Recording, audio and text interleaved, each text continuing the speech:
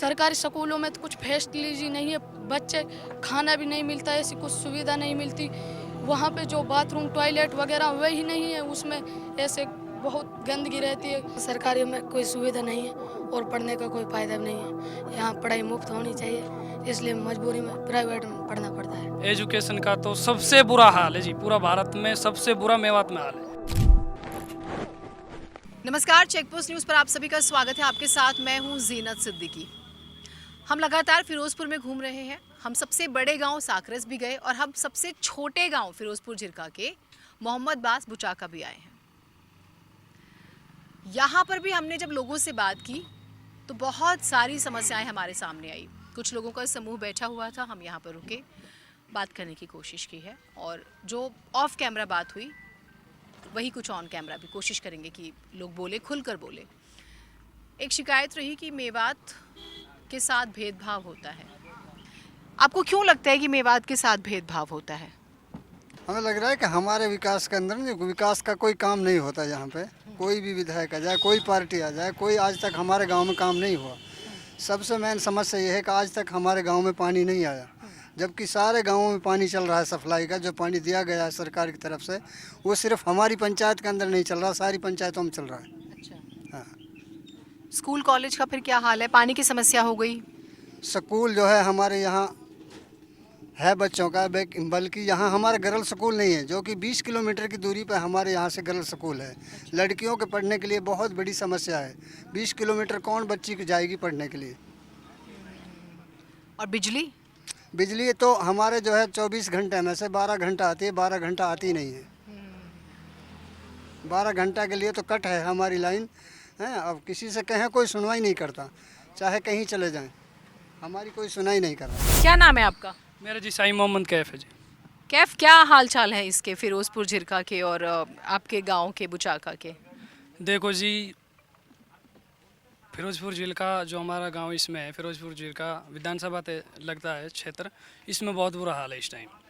पूरे हरियाणा देखो, हरियाणा तो बेरोजगारी पे बढ़ ही गया है, 1 नंबर हो गया। अब तो बीजेपी सरकार में 10 साल में हम देखा है, लेकिन उसमें मेवात सबसे पिछड़ा हुआ इलाका है। हमें इस बात को बहुत कैसे शर्म आती है, बहुत पिछड़ा इलाका, लेकिन उसमें हमारे गांव यहाँ पे बहुत बेरोजगारी बहुत है। एक तो यहाँ पे कोई विकास से संबंधित कोई नेता बात तक नहीं करते यहाँ पे जैसे हमारी पूरे हरियाणा में मैंने देखा है, बहुत से हरियाणा के ज़िले ऐसे कई यूनिवर्सिटीज़ हैं, लेकिन एक बहुत अफसोस की बात है, पूरे हरियाणा में एक ज़िला मेवात ऐसा है, यहाँ पे ना यूनिवर्सिटी है। पूरे हरियाणा में मेवात ज़िले में कोई ना 4 लाइन रोड है। एक रोड है हमारा नूह से जो राजस्थान की सीमा पर लगता है, उस पर आए दिन बहुत बच्चे जान गंवा रहे हैं, बहुत हादसे हो रहे हैं। यहाँ के नेताओं की बात करी जाए तो वो ओनली जनता को ठगने का काम करते हैं। वो आते हैं और बस असल तो जीतने के बाद आते भी नहीं है, बस वोट के टाइम पे आते हैं 5 साल में एक बार, फिर जनता से झूठे वादे करके चले जाते हैं। और यहाँ पे देखा जाए तो देखो, कुछ साल पहले इनेलो सरकार थी, देखो मेरा मानना तो यही है, इनेलो हमारे लिए बेस्ट थी, उसने विकास भी कराया था। उसके बाद कांग्रेस है, कांग्रेस भी कोई खास अच्छी सरकार नहीं है, और बीजेपी ने तो कुछ किया ही नहीं, तो अब हम किससे आस करें? एजुकेशन का हाल मुझे बताओ खुलकर। एजुकेशन का तो सबसे बुरा हाल है जी, पूरा भारत में सबसे बुरा मेवात में हाल है। यहाँ पे कोई यूनिवर्सिटी नहीं है। यहाँ के बच्चे बहुत से देखो, लड़कियों को माता पिता पढ़ाने चाहते हैं, बहुत सी लड़कियों की सोच रहती है हम पढ़ें, यूनिवर्सिटीज़ में आगे जाएं, लेकिन बहुत से माँ बाप उन्हें दूर नहीं भेज सकते। अगर यहाँ पे यूनिवर्सिटी हो तो वो लड़के यहीं पे पढ़ लेंगी, यहाँ पे कोई यूनिवर्सिटी भी नहीं है। और कॉलेज की बात की जाए तो कॉलेज भी बहुत कम है, वो भी दूरी पर हैं, इतना कोई साधनों का भी आहार जार नहीं है। और यहाँ पर अब देखो, अब जैसे हरियाणा में अगर बच्चे पढ़े भी तो सारे लड़के जाएँ, तो मैंने देखा पंजाब में आम आदमी पार्टी सरकार है, दिल्ली में जैसे उन्होंने लड़कियों की है, महिलाओं की सारी टिकट फ्री कर रखी है बसों।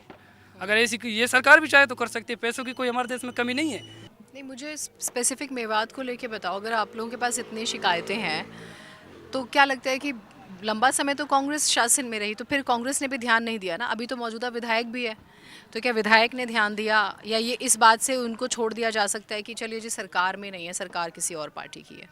देखो, इस टाइम तो वो सरकार में नहीं थे, लेकिन इतना मेरा मानना है, विधायक हो, एमपी हो, कोई भी, उनको इतना काम मिलता है, अगर ये चाहें तो अपनी विधानसभा को कुछ हद तक सुधार सकते हैं। लेकिन ये सरकार में आकर भी जनता को, ये तो बस ओनली जो इनके खिलाफ रहते हैं उनको जेलों की सलाखों के पीछे पहुंचा देते हैं, आम जनता को साथ लेकर नहीं चलते। जो वोट देते हैं उनकी थोड़ी बातचीत कर भी लेते, जो वोट नहीं देते उनसे तो ये बोलते हैं आपने हमको वोट ही नहीं दी, आप मतलब फंसा देते हैं। ऐसा नहीं है कि आपके वोट नहीं दी तो अगली बार इनसे उम्मीद करें, इनका काम करें तो वोट मिलेगी। मुझे बताओ, जब आप स्कूल जाते हैं वहाँ पे फैसिलिटीज़ हैं, सब कुछ अच्छा है? वो तो मैम प्राइवेट स्कूल है, उसमें हमारी जो है कि फीस जा रही है 1 लाख से भी ज़्यादा जा रही है। हम 3 भाई हैं और सरकारी स्कूलों में तो कुछ फैसिलिटी नहीं है, बच्चे खाना भी नहीं मिलता, ऐसी कुछ सुविधा नहीं मिलती। वहाँ पे जो बाथरूम टॉयलेट वगैरह वही नहीं है, उसमें ऐसे बहुत गंदगी रहती है, सफाई का कोई नाम ही नहीं। और पानी वानी की टंकी रहती है, जैसे कुछ नहीं, अपने बच्चे बोतल ले जाते हैं, असल तो जाते ही नहीं है। कोई जाता है वो ऐसे जाता है जैसे कि टीचर्स हैं? टीचर्स नहीं है, टीचर्स लास्ट प्रिंसिपल आता है, वो कहता है बच्चों तुम्हारी कल के छुट्टी है मत आना जैसे, और बिना बात छुट्टी। और मास्टर तो आते ही नहीं है, बच्चे खेलते हैं वहाँ पे। तुम्हारा मन करता है पढ़ने का? जी मैम। क्या बनने का मन है? मैम जी अभी तो ऐसी कोई सोच विचार नहीं है जी। अच्छी पढ़ाई का तो मन होगा जी। आप स्कूल जाते हो? इधर आओ। कौन सी क्लास में पढ़ते हो? पहली में। फर्स्ट क्लास में हो? सरकारी स्कूल में, प्राइवेट में? प्राइवेट। पढ़ाई अच्छी होती है? सही हो। मुझे बताओ, आप स्कूल जाते हो? जी। कौन सी क्लास में पढ़ते हो? 8th 8th में पढ़ते हो? प्राइवेट स्कूल में, सरकारी स्कूल में? प्राइवेट, क्योंकि यहाँ सरकारी में कोई सुविधा नहीं है और पढ़ने का कोई फ़ायदा भी नहीं है। यहाँ पढ़ाई मुफ्त होनी चाहिए, इसलिए मजबूरी में प्राइवेट में पढ़ना पड़ता है। अच्छा, टीचर्स तो होंगे फिर वहाँ पे, प्राइवेट स्कूल है तो फैसिलिटीज़ होंगी फिर तो। प्राइवेट में तो हर तरह की फैसिलिटीज मिलती है, बाकी सरकारी में हो तो प्राइवेट की ज़रूरत ना पड़े।